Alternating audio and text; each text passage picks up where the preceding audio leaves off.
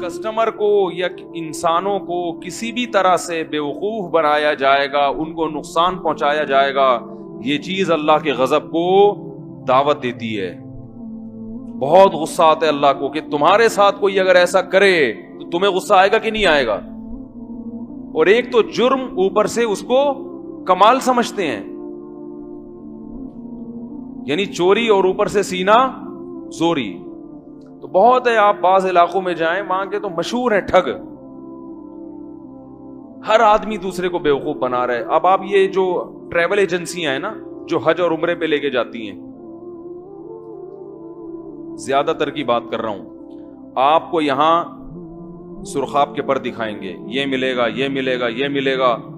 آپ نے پیسے جمع کرائے, جب آپ وہاں گئے آپ کو وہ سہولتیں نہیں مل رہی, آپ لڑتے ہیں, تو آپ کو کیا کہتے ہیں کہ حاجی کے لیے اور عمرہ کرنے والے کے لیے غصہ حرام ہے. فلا رفث ولا فسوق ولا جدال فی الحج, حج عمرے میں غصہ نہیں ہے.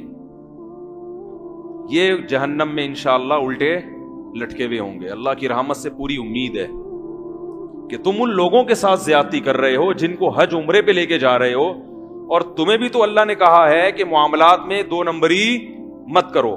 اور یاد رکھو, کبھی اگر فری میں عمرہ کا کوئی پیکج آئے نا تو اللہ کا واسطہ کبھی نہ کرنا.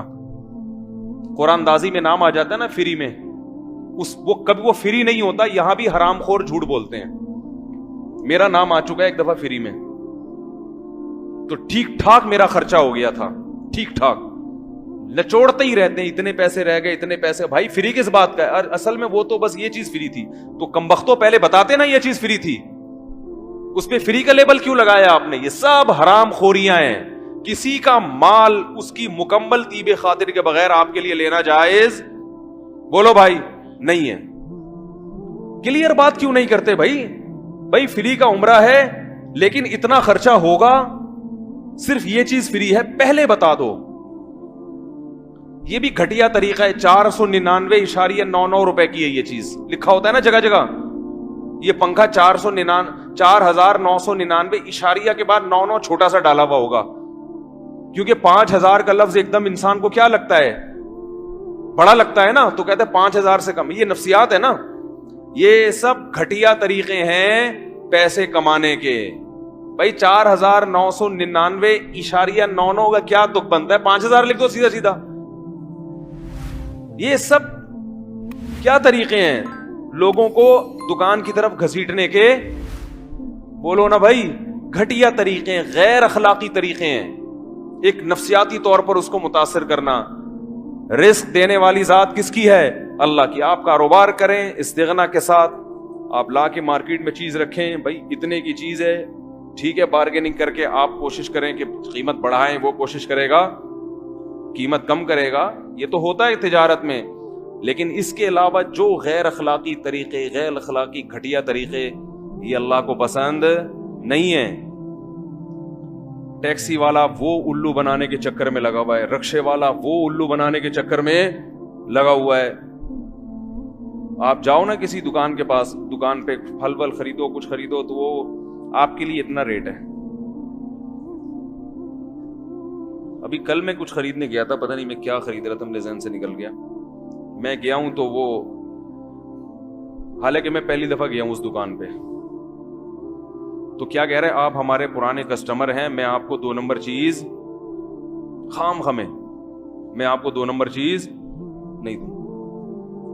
اور یہ بھی ہے, یہ سستا والا ہے, یہ مہنگا والا ہے. نیا آدمی ہوتا ہے اس کو تو میں یہ پکڑا دیتا ہوں, لیکن چونکہ مجھے پتا ہے آپ نے بار بار آنا ہے تو یہ لے لو. بعض دفعہ اس میں دکاندار صحیح بھی کہہ رہا ہوتا ہے, لیکن اکثر اوقات وہ بیوقوف بنا رہا ہوتا ہے.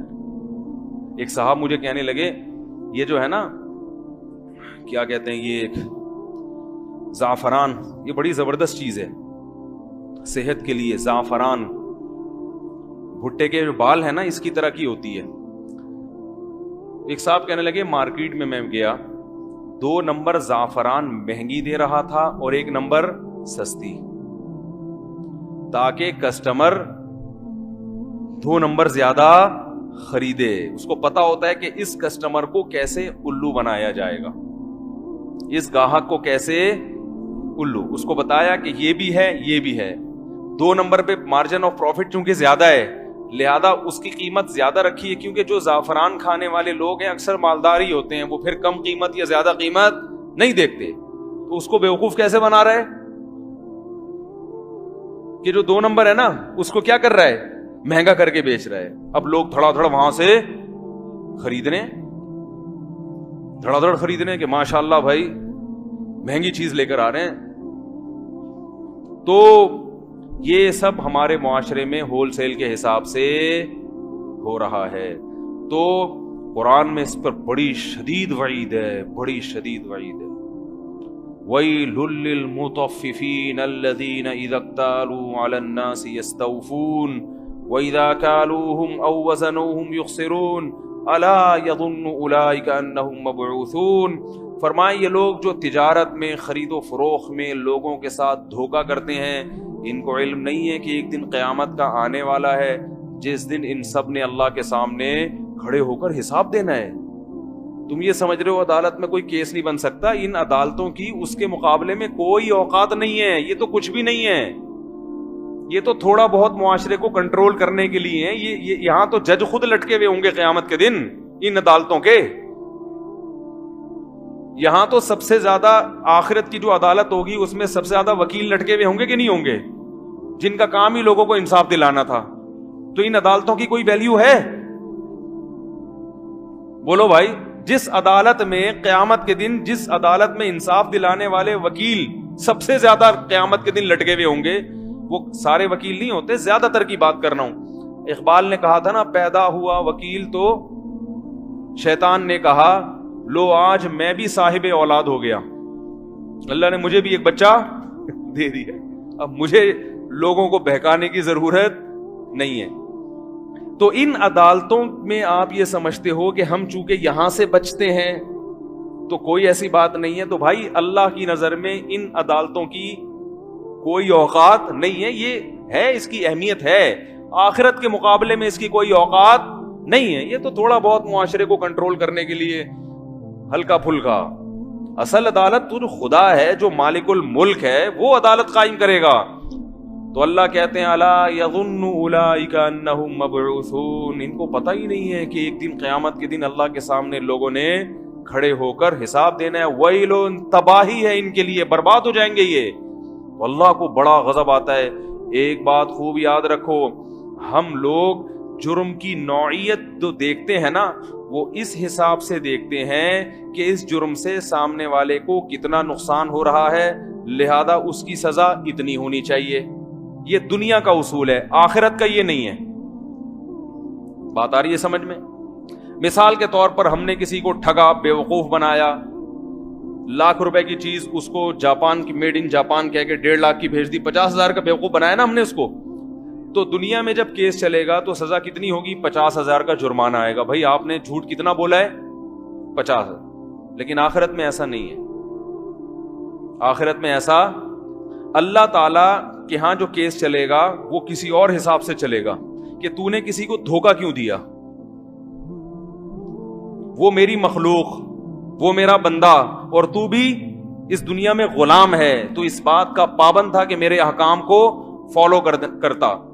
جب میں نے تجھے منع کیا کہ دھوکہ دینا حرام ہے تو تو نے اس کی نافرمانی کر کے کس کی توہین کی ہے؟ اللہ کے دین کی, اللہ کے حکم کی توہین کی ہے.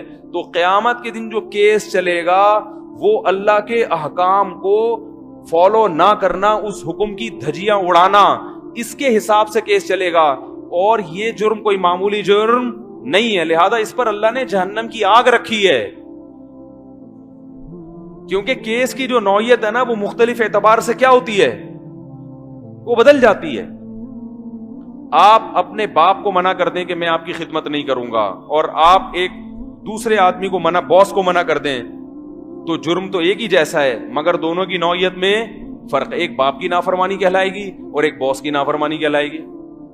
تو یاد رکھو اسی طرح دنیا میں جو کیس چلتا ہے وہ اس پر کہ اس نے ایک ملک تھا اس کی اسٹیٹ کے حکم کو توڑا ہے یا کسی انسان کو نقصان پہنچایا ہے.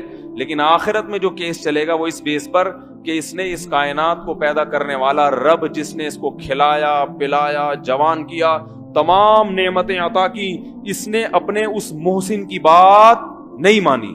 जैसे बाप अपने बेटे से कहता है कि बेटा देख, ये तेरा दूसरा भाई है ना, तू इसके साथ नाइंसाफी ना करना।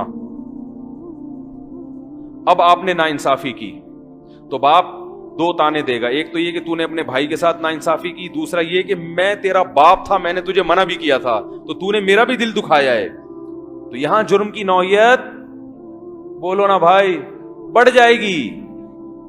तो अल्लाह को गुस्सा आता है कि मैं तुम्हें खिलाता हूं, पिलाता हूं, सबके पेट भरे हुए हैं और कमबख्तों की तोंदे तक निकली हुई हैं, इतना खा रहे हैं ये, और फिर लोगों को ठग रहे हो तुम कि पैसा नहीं है, गुर्बत नहीं है, आजकल 2 नंबरी के बगैर चलता ही नहीं है। कैसा अल्लाह ताला एक चीज से बचाए, नाशुक्री से। तो शुएब अलैहिस्सलाम कौम को समझा समझा के थक गए कि नाप तोल में कमी मत करो, तिजारत ईमानदारी से करो। कौम की समझ में बात नहीं आ रही।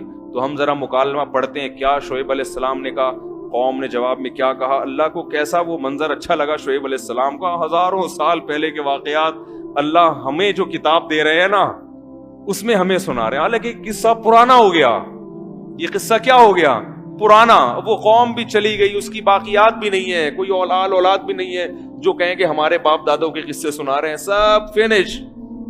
लेकिन अल्लाह हमें सुना भी रहे हैं, और इन किस्सों को, वाक़ियों को अल्लाह ने महफूज भी कर लिया।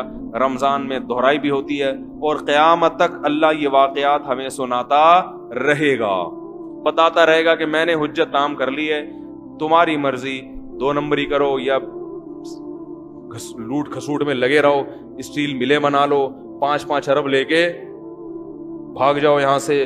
खून, आज कोई बता रहा था माशाअल्लाह एक सियासी जमात के बारे में कि ज़कात की जो रकमें कटती है ना बैंकों से, करोड़ों रुपए माशाअल्लाह तबीयत के साथ वो हमारे सियासतदान अल्हम्दुलिल्लाह खाते हैं। तो याद रखो, इन सियासतदानों पे अफसोस ना किया करो कि यार 1 करोड़ रुपए ज़कात के खा गए, अफसोस नहीं किया करो, बल्कि तरस खाया करो।